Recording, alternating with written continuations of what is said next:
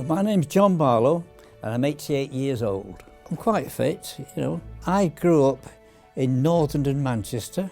My brother, he had pigeons, but I just kept very simple. I had guinea pigs. In addition, of course, we had a dog and we had a cat. We had hens, primarily during the war years, for eggs. Well, my main subject was history, because as one of Jehovah's Witnesses, we're interested in prophecy, and of course, history is very linked with prophecy. The thing is, in the 1950s, I was a conscientious objector because we don't go to war, and I believed that war was wrong, and I felt being a conscientious objector was moving in the direction which we all need to go, which is to be of help to our neighbours. So I went to prison.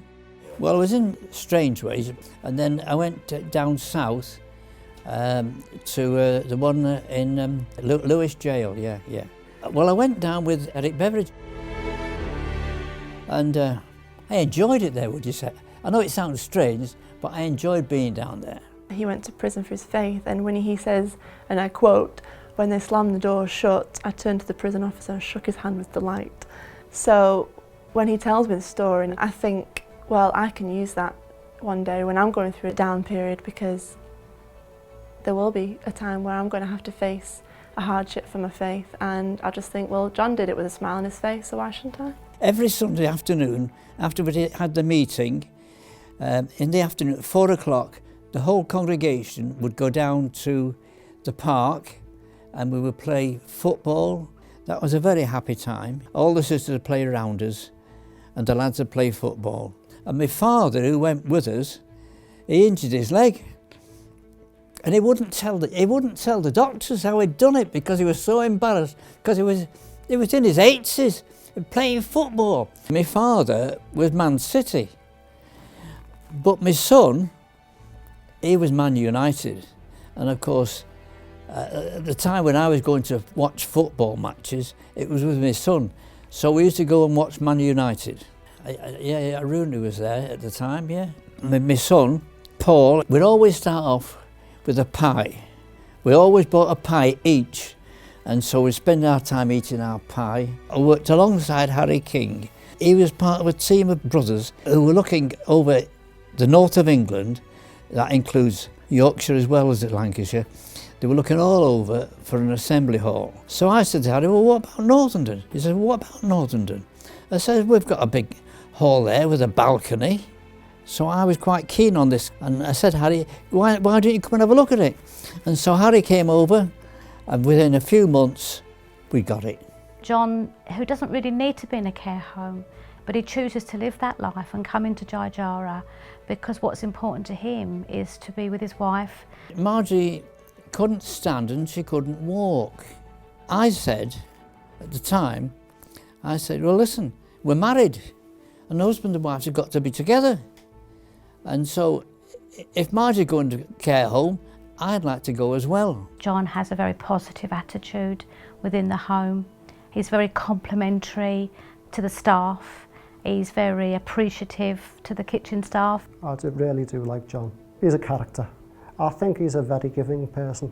I just love helping people. It makes you happy, at the same time helps other people to be happy too. My mum wrote to my dad and said that little Martin has been born. Now, they changed that to Michael. You were good, weren't you? Not really. Oh. I can't say I was particularly good in my teen years. 13 onwards, the study, homework, took a second place to either playing tennis or badminton or the latest girlfriend. I shouldn't. Don't ask him how many. Dad with his girlfriends. There's so many, isn't there? Yeah. How many? I don't know. While I was in the accounts department, my national service came up. And of course I wasn't a witness then, so I had to do my 2 years national service. When I came out, of course, I went to college and I liked music very much. Dad's music was awful. We hated it all, which was, I think it's quite upsetting that, hasn't it? That none of us like it. And he came home this one day, do you remember? I don't remember this, no. He came home this one day and he was like, I've got a surprise. I've bought an LP that we'll all like. And he pulled it out of the bag and it was Klaus Wunderlich.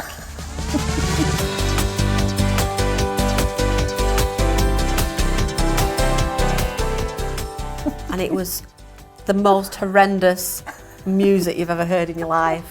And we were like, oh my goodness, Dad. That was him trying to be with it. My family lived in a caravan for several years and it was lovely. I can still remember it. When she was young, she was quite a character. That was to keep her within the vicinity, but she untied the rope and off she went. But she's improved since then. Just a bit, haven't I? She talked more about her being mischievous, didn't Yeah, she? she did. In the caravan, and Yeah, that's what she talked about mainly, wasn't yeah, it? how she got told off. Yeah. Broke her dad's leg because he chased after her. We never had a lot of money. My parents were poor and my dad, while he was able, he did what he could. They were very generous. Beth's home, Druce's home, she might as well put at the top, anybody welcome, everybody welcome. It was a centre of hospitality, was Druce's home. And many of the congregation would come. If Druce had something to share, she gave it. Very, very, very, very hospitable. It's passed through Beth, and the girls are the same. Don't think she appreciates what a good mum she was. She's brought up a 4 family daughters. of 4, Yeah. and the work my mum did was just amazing. Yeah, she was a very strong, capable, caring mum. I would say she was my best friend. I didn't know she was your best friend. I thought I was your best I friend. My dad, I just love my dad. Extremely hardworking, and he gives so much. Very dedicated man. He loves to do what's right. They've just set such a good example just to And be keep kind. going and, yeah, be kind. Annette said through them, because they've looked after both their sets of parents, they've both lived with us, they've always been with us. She's passed that on to us, that's what you do. You look after your family and you look after ones that need help, even though it can be hard work. It didn't do me any good to have the kind of freedom that I had. You need to be strict with your children.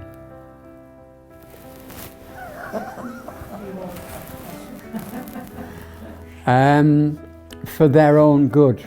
Super strict. We used to get told off my mum, and we'd have to wait till my dad came home, who'd also tell us off. They'd really backed each other up with that, didn't they? Yeah, they did. Yeah, we could never play one off against another. No, they didn't disagree in front of us ever. We never heard them argue. Never heard them. You asked last night, is Dad romantic?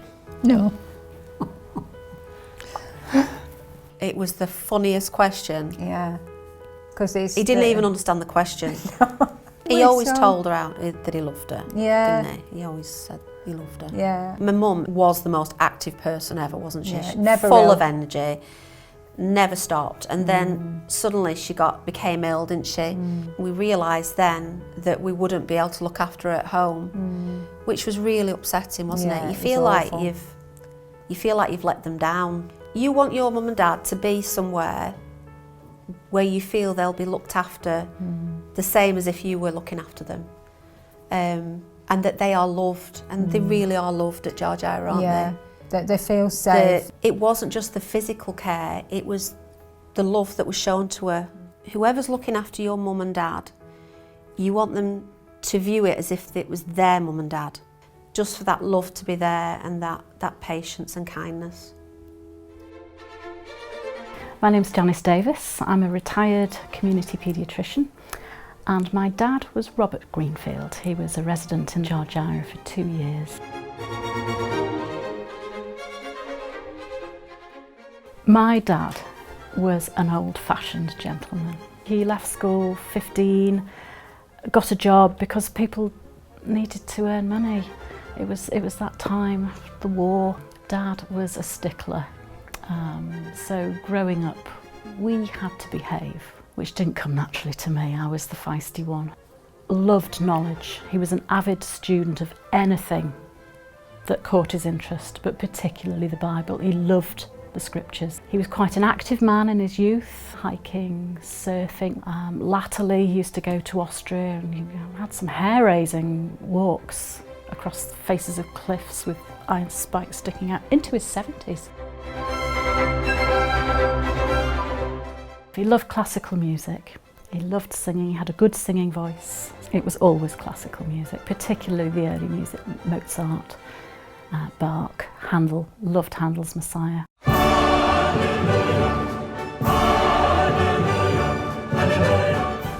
think because it was just whole swathes of the Bible. And that's how he came to be one of Jehovah's Witnesses. He had been to a Handel's Messiah concert, didn't know what it meant really, asked a colleague, and his colleague explained it and never looked back. But he continued to love music. We had family holidays in Wales, 2 weeks a year in Wales, latterly a bit Lake District, and it was walking, beach, swimming, surfing, exploring the countryside, cliff top paths. All three of us love maps as a result of Dad passing that on to us. Dad was a very good dad to us, to the three of us.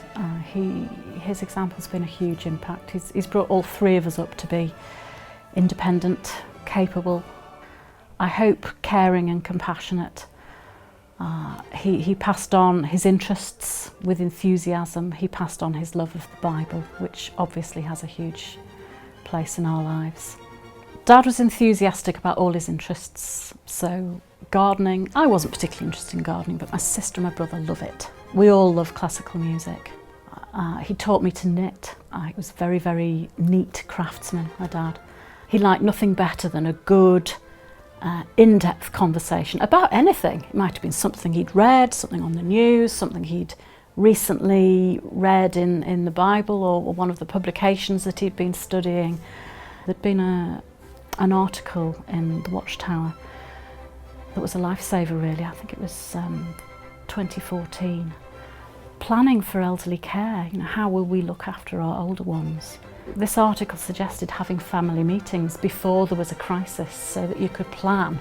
I had very little experience in elderly care. I'd gone straight from my training into paediatrics, so when Dad got older it was a massive learning curve for me. We knew we had to do it, we did it, we didn't resent it, but I can't explain how exhausting it is and unsustainable at that level. When Dad came to go to Jah-Jireh, I spoke to the manager and said, look, I'm very fussy. I don't know much about elderly care, but I do know about good care. If I'm not happy, I will let you know. To which she said, well, please do. It's very difficult, the work they have to do. And they do it with a smile. They genuinely have to care. And so I can see the job satisfaction in the carers. They're kind, they treat the residents with dignity. They've got enormous patience, nothing's too much trouble. It was relief that he was being looked after properly. It was relief that he settled. It was relief that he made friends. He had excellent care at Jah-Jireh. They looked after him beautifully and he took a lot of looking after, and they did it with such love and dignity as well.